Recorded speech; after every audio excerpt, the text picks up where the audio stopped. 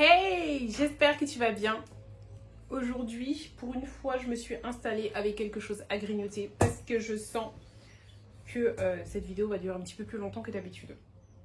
Donc, suite à une mésaventure qui m'est arrivée, il y a à peu près 1 an et demi, je fais cette vidéo parce qu'honnêtement, j'aurais vraiment voulu que l'on me prévienne. Il y a 1 an et demi, j'aurais aimé savoir ce que je vais vous dire là, maintenant. Parce que croyez-moi, ça n'arrive pas qu'aux autres. Donc, si ton enfant un déficit important qui l'empêche de prendre une décision, cette vidéo est faite pour toi. Si tu connais quelqu'un dans ton entourage qui est dans cette situation, cette vidéo est faite pour elle. Partage-lui cette vidéo, s'il te plaît. Tu n'imagines même pas à quel point j'aurais aimé savoir ce que je vais te dire là maintenant. Donc, pour ceux qui ne me connaissent pas et qui viennent d'arriver, j'ai un fils qui souffre d'un... J'aime pas le mot souffrir. J'aime pas non plus dire qu'il est atteint. Enfin bref... il a un TED, trouble envahissant du développement, plus précisément, il est autiste. Dès que ton enfant atteint 18 ans, donc c'est pas forcément autiste, hein, c'est vraiment comme je te dis, qui a besoin d'être protégé, il faut le protéger. Soit en le mettant sous habilitation familiale, sous tutelle, sous curatelle, selon votre situation, selon lui aussi, son niveau, si on peut dire ça. Mais par pitié, protégez-le. Donc moi, c'est quelque chose que j'avais fait, ça déjà à ses 18 ans. Je l'avais fait, je pensais vraiment pas qu'un proche allait réapparaître et abuser de lui. Je l'avais fait parce que, même si ton enfant... Ça y est, mon voisin commence à passer la tondeuse. Bref, même si ton enfant a... peu importe, ça peut même être un handicap mental ou quel que soit, mais qu'il vit chez toi, protège-le quand même. Ne te dis pas, mais non, mais il est à la maison, de toute façon, je vois tout ce qu'il fait, je vois à tout le monde à qui il parle, etc. Je n'ai pas besoin de faire ça. Moi, je l'avais fait, c'était plus dans l'idée de le protéger des éventuels vendeurs à domicile. En fait, pour être certaine qu'il ne signe pas un document, je ne sais pas, pour nous abonner chez un nouvel opérateur, ou alors... des gens qui vendent des matelas ou des fenêtres, ou tu sais, les gens qui passent et puis que c'est lui qui a été répondre et qui l'a signé. Et je me retrouve, on vient me livrer des choses que j'ai jamais rien demandé. Bon, là au moins, je me disais, si ça arrive, sa signature n'aurait pas de valeur, entre guillemets, même si j'aime pas trop dire ça. Mais en gros, ce serait une manière pour moi de, légalement, de dire que non, je n'ai pas commandé ça, je ne veux pas ça, repartez avec vos trucs et je vous dois rien du tout, tu vois. Voilà, chose que si tu n'as pas fait ces documents-là, tu ne peux pas, il a signé, il a dit qu'il voulait, enfin, voilà. Moi, c'était plus dans ce truc-là, en fait, que je l'avais fait quand il avait 18 ans. Là, mon fils actuellement a 21 ans. Hein. À l'époque où j'ai fait ça, je n'imaginais pas une seconde que ça allait me tomber dessus une semaine avant ses 20 ans. Donc comme quoi, j'ai une bonne étoile, une bonne idée, bien entourée, bien informée, je ne sais pas, mais en tout cas, j'ai été le protéger et sans le savoir, une semaine avant ses 20 ans, ça m'est tombé dessus. Je te raconte ça. Donc ce qu'il faut savoir, c'est qu'avant ses 20 ans, une personne qui est en situation de handicap, donc déjà est considérée comme un enfant avant ses 20 ans, donc un enfant en situation de handicap perçoit une somme qui est versée par la CAF suite à un dossier que tu as monté à la maison départementale pour handicapés, d'accord? Tu perçois une somme, en gros pour t'aider... dans les différents besoins que tu as. Franchement, déjà même là, j'ai du mal à expliquer parce que la somme qu'ils te donnent est ridicule comparée à tout ce que tu dois acheter. Toutes les dépenses qui sont engendrées derrière ça. Mais enfin, bref, ça c'est un autre débat. Tu perçois une somme, toi, en tant que parent. Une fois que l'enfant grandit et donc arrive à 20 ans, pour la maison départementale pour handicapés, donc la MDPH, tu es considéré comme un adulte. À 18 ans, tu es encore comme un enfant pour eux. 19 ans, tu es encore comme un enfant. À 20 ans, tu es considéré comme un adulte. D'accord? Et là, les parents ne perçoivent plus rien, puisque l'enfant est adulte. Mais ils versent à l'enfant une pension, allocation adulte handicapé. Que l'adulte soit hébergé chez ses parents ou chez lui. Donc là, autre raison pour le protéger, parce que des personnes mal intentionnées peuvent essayer d'abuser de lui pour avoir son argent, pour, je ne sais pas, partir en croisière, enfin, j'en sais rien, prendre son argent, tout simplement, le voler, il n'y a pas d'autre mot, d'accord? Pour ça, ils vont utiliser la ruse. Tu as aussi des personnes, donc, qui, subitement, vont vouloir s'occuper de la personne en situation de handicap lorsqu'elle arrive à 20 ans. Alors qu'avant, il n'y a pas TV, way. Figure-toi, c'est ce qui m'est arrivé. Mais j'étais très naïve, j'ai pas vu le truc venir. Donc généralement, la personne en situation de handicap peut se mettre en danger parce qu'elle n'a pas conscience de la valeur de l'argent, de ce qu'elle dépense. C'est-à-dire un étranger va lui dire « Est-ce que tu as pas 50 € pour moi ?» Il va lui donner. Enfin, tu vois, c'est une certaine naïveté sociale. Tu vois ce que je veux dire? L'abus de faiblesse existe. Des personnes mal intentionnées peuvent exercer des moyens de pression psychologique ou la manipulation ou abuser de l'adulte vulnérable. Donc, le préjudice peut être matériel, c'est-à-dire dans son compte en banque, ou même moral ou physique. Tout ceci est bien évidemment puni par la loi, mais là, dans cette vidéo, je vais te parler de prévention. Parce que je t'assure que des fois, des proches abusent. Mais vraiment, des personnes très proches. Donc, j'ai tout noté là pour penser à vous dire, parce que moi, j'aurais adoré tomber sur cette vidéo, comme je vous dis. Lorsque vous faites une demande de tutelle ou de curatelle ou d'habilitation familiale, il faudra saisir le juge pour qu'il puisse examiner la nécessité d'ouvrir une mesure de protection. Le juge va vous aider à choisir son degré de protection. Est-ce qu'il a besoin d'être guidé, assisté, ou est-ce qu'il faudrait faire les choses à sa place? En Guadeloupe, donc ça se fait au tribunal, au service de protection des majeurs. Pour ça, il faut obtenir un formulaire de demande. La liste des médecins qui peuvent délivrer le certificat qui doit accompagner le dossier de demande de consultation, c'est environ 150 €.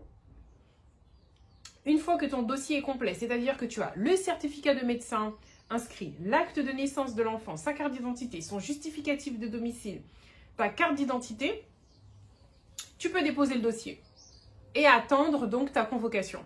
Donc honnêtement, ça a pris du temps pour moi, vivant en Guadeloupe. Je ne sais pas si c'est propre à la Guadeloupe, ça a pris un petit peu de temps quand même.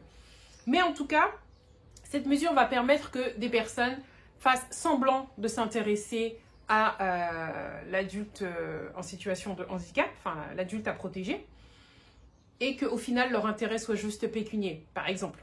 Alors, quand je dis que ça a pris du temps, ça a dû prendre genre 6 mois.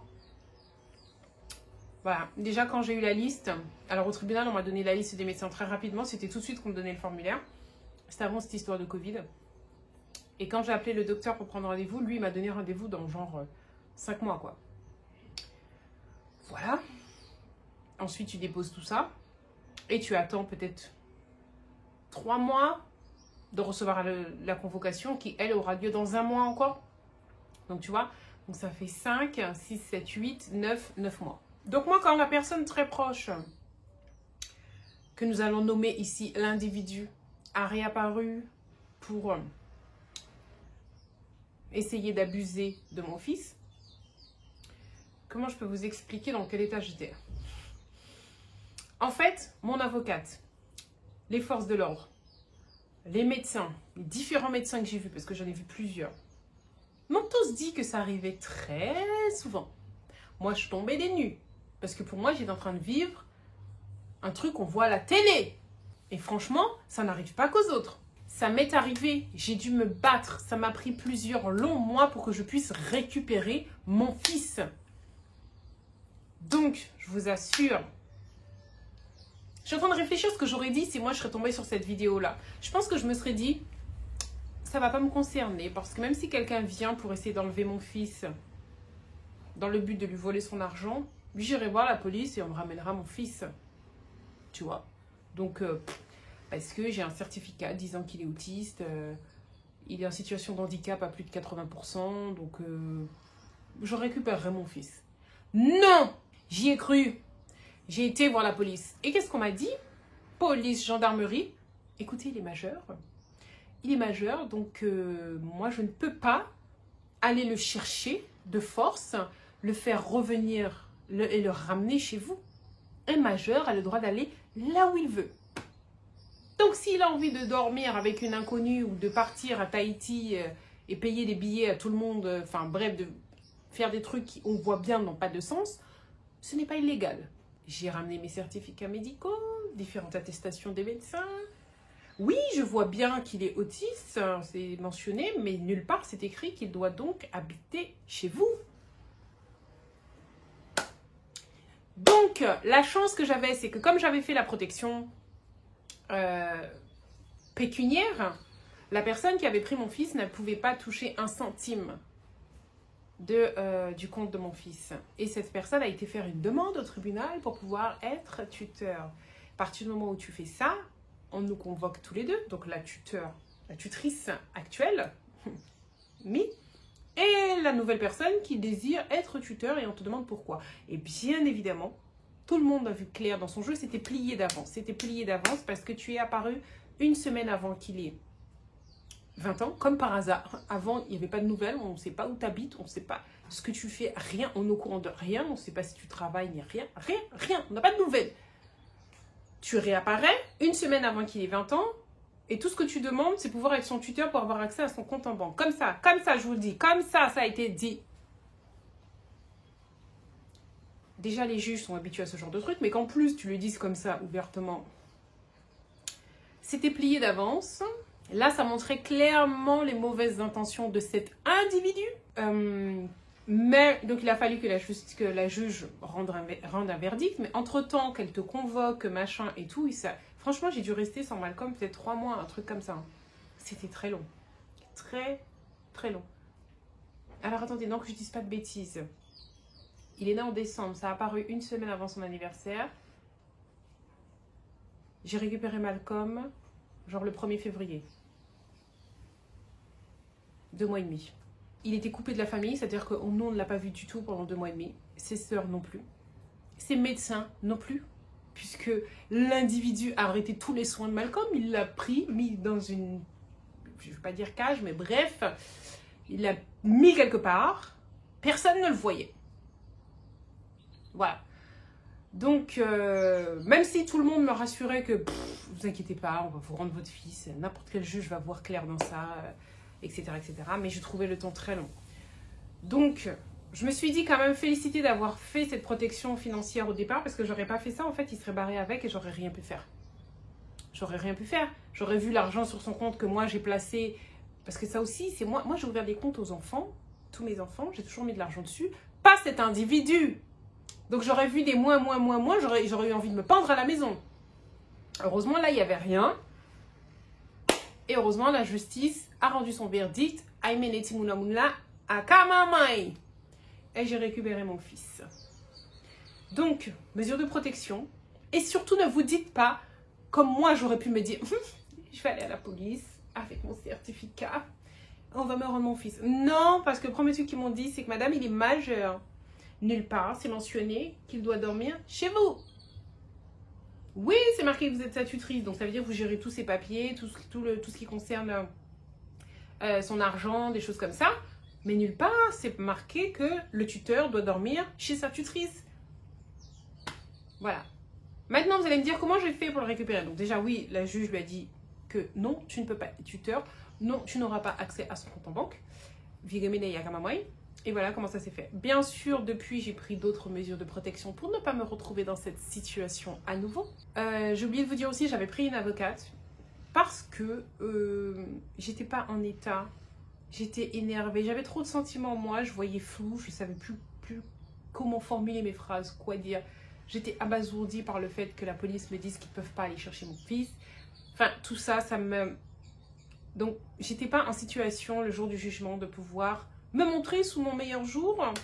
Donc, j'ai pris une avocate. C'est elle qui s'occupait de tout ça. Moi, je ne parlais pas.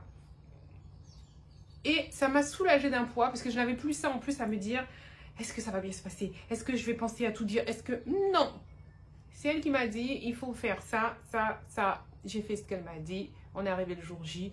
C'était plié.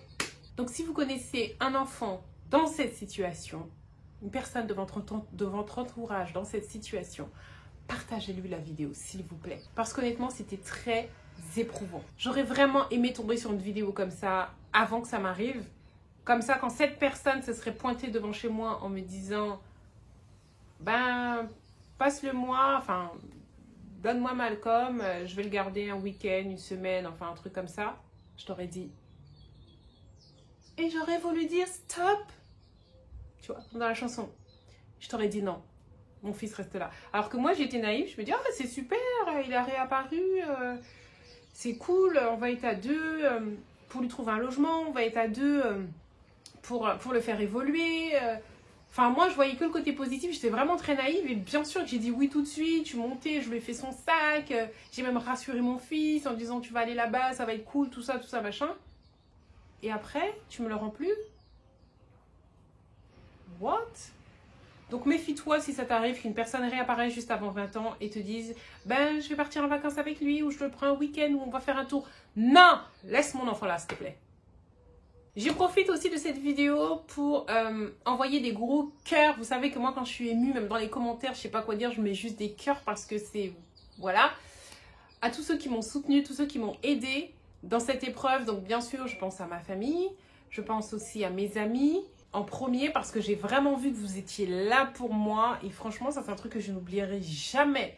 J'y repense souvent et je me dis que j'ai vraiment de la chance de vous avoir. Je suis chanceuse. Sandrine, Evelyne, Jessica, qui même à 8000 km essuyait mes larmes, me relevait la tête, m'aidait à bomber le torse et à faire toutes les démarches que j'avais à faire dans cette bataille silencieuse que j'ai menée. Je vous remercie énormément. Franchement, dans tout ça, ça m'a permis déjà de voir que cette personne était vraiment très mal intentionnée. Voilà. Je savais que dans le passé, elle était comme ça, mais je ne savais pas qu'elle l'était encore. Donc, ça m'a permis de voir ça. Ça m'a permis aussi de voir le vrai visage d'une personne. Ça aussi, j'y repense souvent. Je lui ai demandé quelque chose qui ne l'a pas fait. Et ça aussi, je ne l'oublierai jamais. Pour ceux qui pourraient se demander est-ce que je me suis vengée de cet individu, franchement, non. Je laisse le karma s'en occuper parce que, honnêtement, ça fait des années et des années que sa vie est... Voilà, donc je pense que le karma est déjà sur son dos depuis bien longtemps à ce gars-là. Et que je pense qu'il s'en rend compte que sa vie part en couille, quoi. Enfin, pardon. Qu'il a du mal à avancer dans la vie.